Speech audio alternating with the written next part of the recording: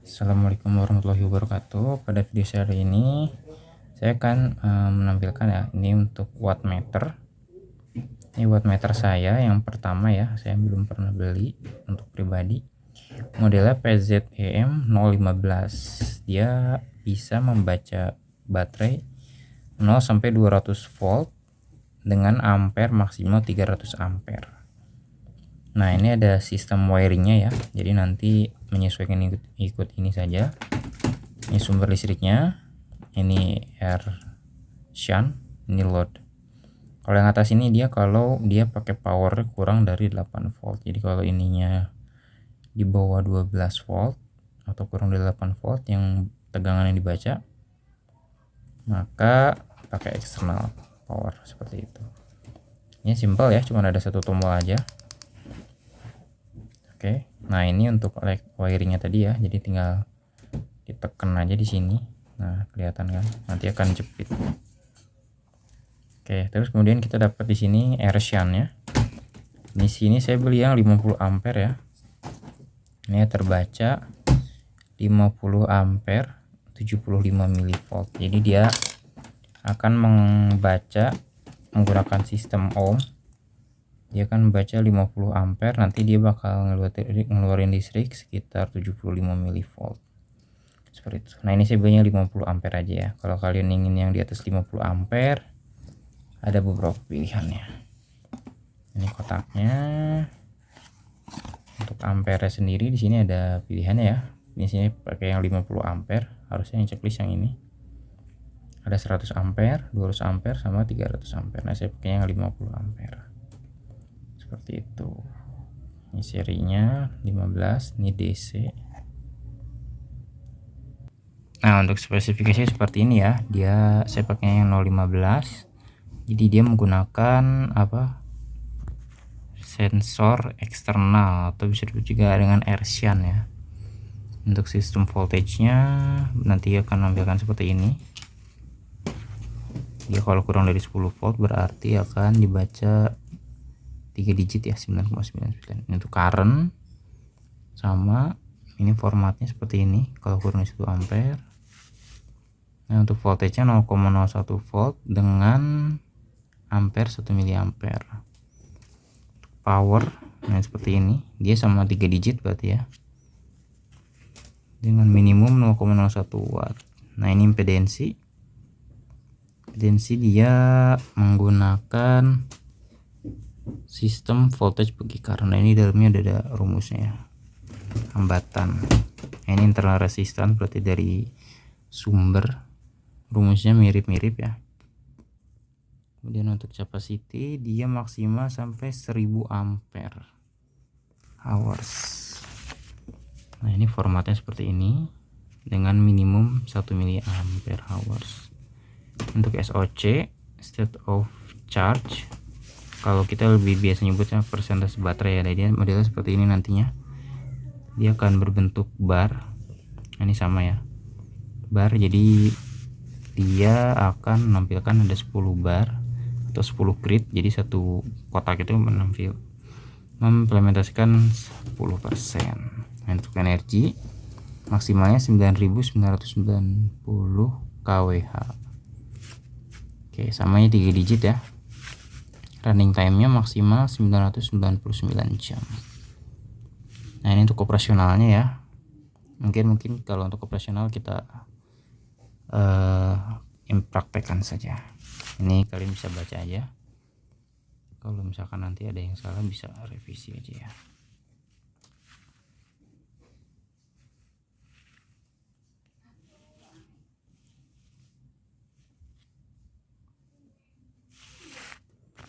Nah, ini untuk wiringnya, ini sama ya kayak tadi yang ada di belakang seperti ini. Nah, kita pakainya yang bawah karena kita pakai shunt. Oke, nah, ini untuk dimensinya, ukurannya seperti ini. Nah, nanti tampilannya kira-kira seperti ini. Nah, ini ada power consumption ya, ternyata dia akan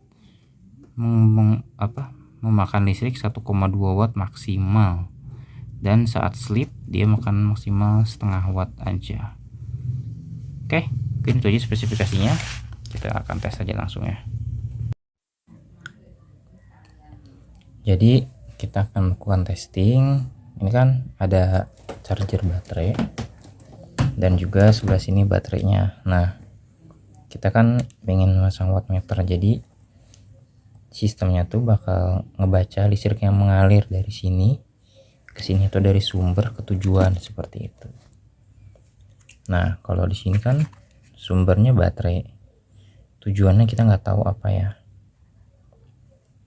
Kalau di sini sumbernya baterai, tujuannya kita nggak tahu, apapun bebas. Nah, kalau sekarang dibalik, sumbernya charger, ini charger, outputnya baterai, bebannya baterai, seperti itu. Ini kan load ya, kayak gitu. Jadi ini nggak berpatok ya, yang penting tuh ini sumber listrik, sebelah kanan beban melewati shunt, seperti itu. Nah, di sini saya udah bikin kabel lagi, jadi kita nggak bongkar yang ini ya, baterainya sama chargernya kita nggak otak-atik. Saya bikin connection, jadi ujungnya ini male, nah ini female, jadi mirip seperti ini ya.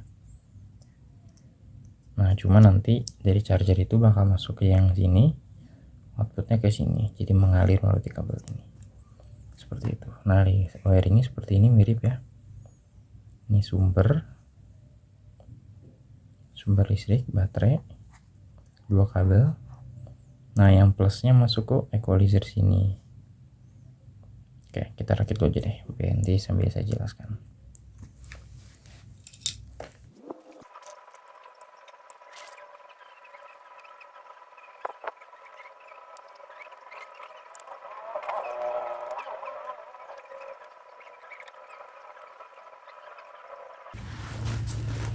Oke, ini udah selesai dipasang ya. Udah selesai dipasang. Saya jelaskan dulu electrical wiringnya. Nah, kita ngacunya ke sini aja ya. Ini ada diagramnya. Nah, kita mulai dulu. Di sini ada namanya supply positif. Nah, supply positif itu dari mana? Kita pakai power supply. Berarti dari plus yang power supply. Nah, power supply ini ada kabel plus. Nah, kita ambil plusnya, masukkan ke baris yang atas. Oke, oh sebentar, nih ada kebalik, maaf.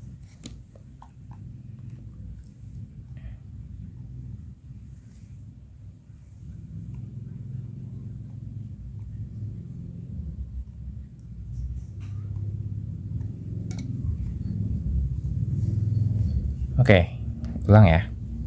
Nah, ini ada supply plus masuk ke sini yang paling bawah. Nah, paling bawah sini berarti dia masuknya supply plus dari charger. Kalau saya kan pakai supply-nya charger ya, kalau ini supply-nya baterai.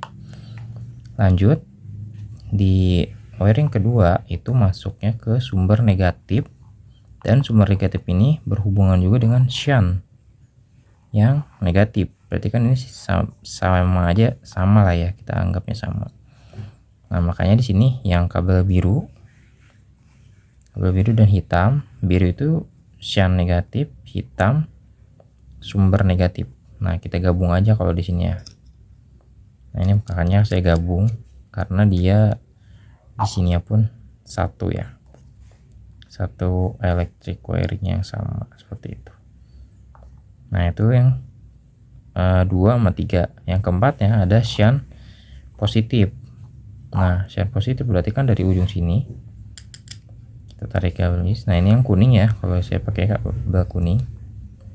Nah, ini tinggal ditekan aja, nanti kabelnya bisa didorong atau ditarik seperti itu. Nah, ini yang kuning itu masuknya ke sini. Kemudian nanti si output negatif beban, ini kan beban ya, beban aku saya baterainya dari sini. Berarti dari yang ke arah baterai sini, yang negatifnya masuk ke shunt ujungnya lagi, seperti ini, seperti itu.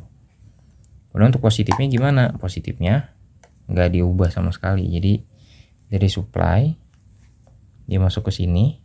Nah, ini kita gabung aja, Ini ada 3 ya, satu sensor, satu lagi kabel utama. Nanti outputnya melewatin sini seperti itu. Nah, jadi yang dibaca itu cuman aliran listrik di bagian negatifnya aja ya, kayak gitu. Kalau kita ngacu ke diagram seperti itu.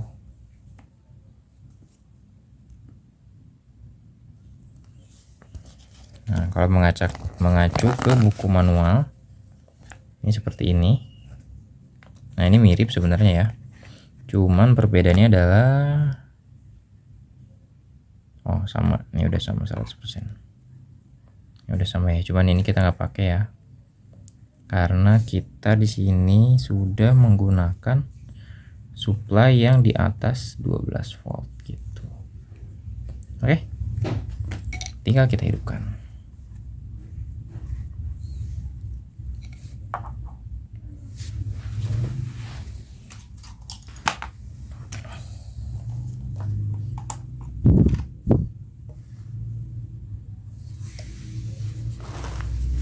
Oke, ini supply di angka 30 volt ya, 30 volt. Oke, langsung nyala. Oh ya, ini agak terbuka ya, belum saya rapikan, jadi agak berhati-hati aja, jangan sampai bersentuhan positif negatifnya. Nah, tampilannya seperti ini. Dia voltage-nya 30,2 ya. Ada sedikit persimpangan antara di pembacaan supply saya di sini 30 volt. Ya 30,2, oke, nggak apa-apa lah ya, kita anggap toleransi aja. Currentnya dia 0 ya, karena kita belum sambungin ke beban ya. Ini juga 0, running time-nya 0 karena dia kan nggak jalan saat ini. Oke, untuk pertama-tama kita harus setting dulu biar dia menggunakan ampernya di 50 ampere. Ini kita tekan aja, tahan. Nah, ini set voltage ya. Set voltage, kita ke ampernya dulu aja.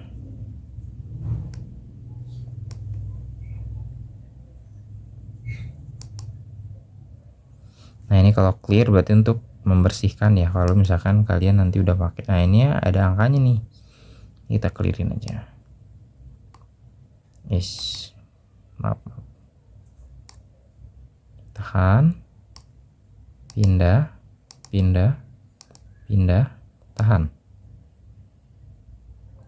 Nah, 0 ya. Lanjut, tahan, pindah. Nah, pindah lagi. Nah, ini kita masukkan ke set current ya, tahan.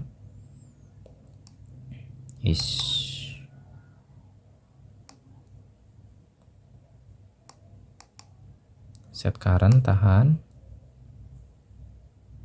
Nah, ini ada settingannya ya. Kita pakai 50 ampere sesuai dengan RShan yang kita gunakan di sini. Sepertinya harus ditahan ya untuk oke. Nah, seperti itu kira-kira. Oke, sekarang kita coba setting SOC-nya ya. Tahan. Set voltage, set V, oke. Nah, ini voltage. Oke, nah ini kita setting dulu untuk tegangan maksimal ya. Tegangan maksimalnya kita coba set di 30 aja ya.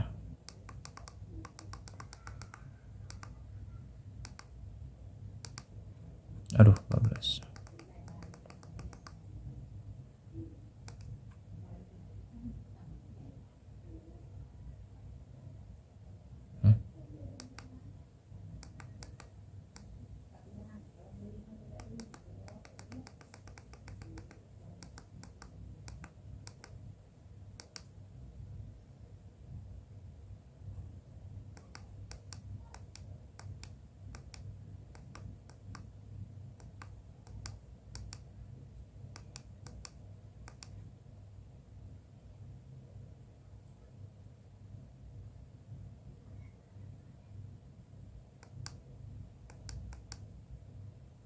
Nah, ini 30 volt ya. Kita set voltage-nya di 30 volt.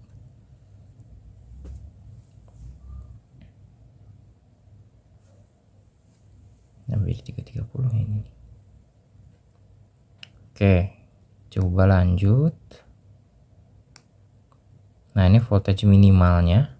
Voltage minimalnya kita set di ini kira-kira aja dulu ya. Kita coba pakai 24 aja nih. Set di 24 volt.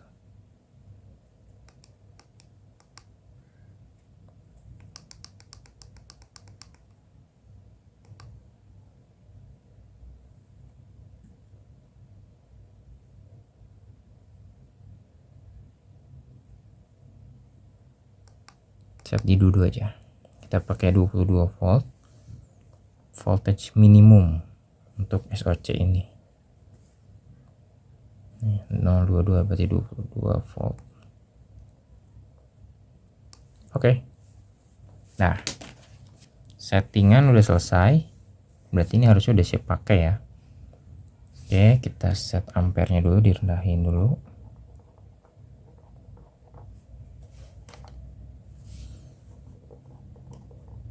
Oke, kita sekarang mulai charging. Bismillahirrahmanirrahim.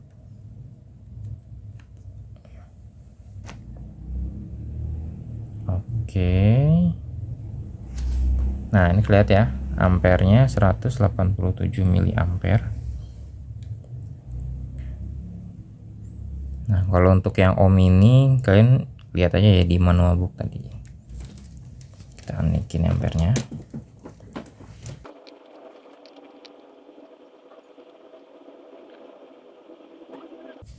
Oke, sudah ya. Nah, di sini ampernya 4,62 ampere, 26,9 volt. Nah, berarti setara dengan 124 watt. Nah, ini watt hours berarti listrik yang sudah mengalir dari pas tadi kita mulai charging. Yang ini ampernya, tapi dia masih kecil banget ya, miliampere, baru 67 miliampere hours. Nah, kalau ini pakai rumus yang tadi ini bakal stabil harusnya. Nah, ini running time. Timernya berarti kan selalu jalan ya. Gitu. Nah, ini 1 menit. Dia baru 1 menit. Oke. Kalau untuk SOC-nya kenapa belum jalan nih? Saya belum tahu nih. Coba kita coba setting ya. Set voltage. Wish, salah. Set voltage. Nah, ini voltage maksimalnya kok 3,7 ya. Kita set di 30 volt.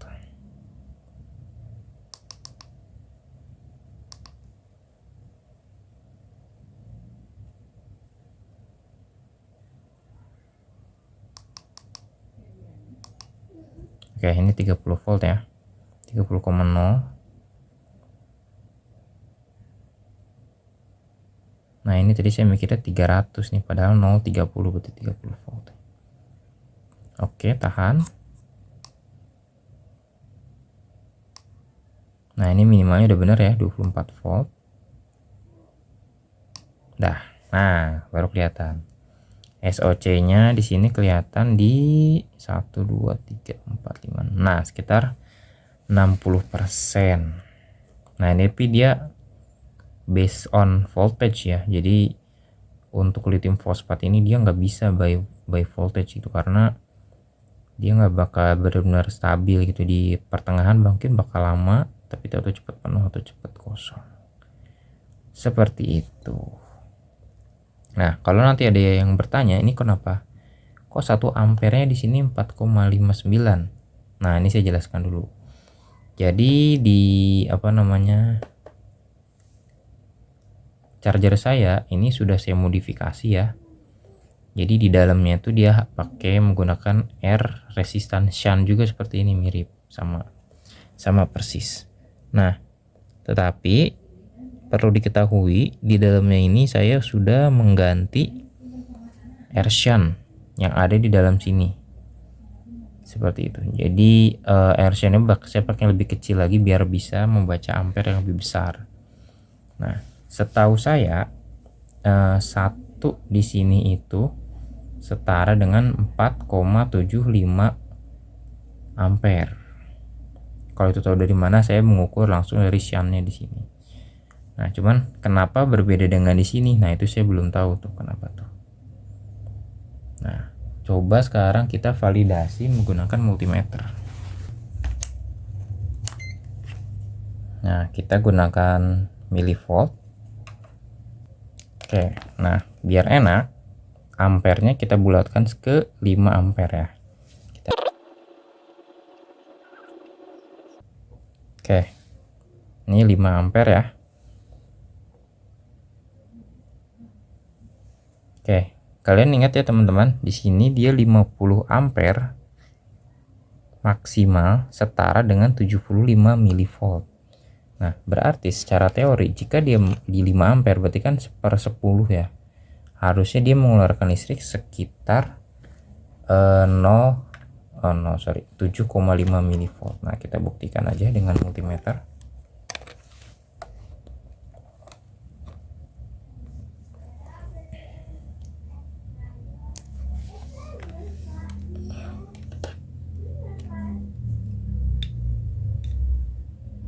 Nah, di sini terukur 7,5 milivolt. Nah, berarti pembacaannya harus sudah akurat ya. Oke. Oh, ini ada sedikit perubahan ampere ngedrop. Salah satu penyebabnya adalah saat saya di sini menggunakan probe saya ditempel di sini, voltage bakal sedikit ngedrop. Nah, makanya pembacaannya sedikit ngaco. Tapi sejauh ini pembacaan ampernya akurat ya, yang saya lihat akurat. Karena saya juga belum bisa memastikan R yang di sini itu pembacaannya benar seperti itu, karena saya melakukan pendekatan secara teori 4,75. Oke, mungkin itu aja untuk review saya hari ini. Kurang lebihnya mohon maaf. Jika ada yang pertanyaan atau ada yang ingin dites, bisa chat di komentar, nanti akan saya buatkan. Oke, itu aja untuk review dan testing menggunakan wattmeter PZEM E15 50 ampere. Baiklah, see you next time.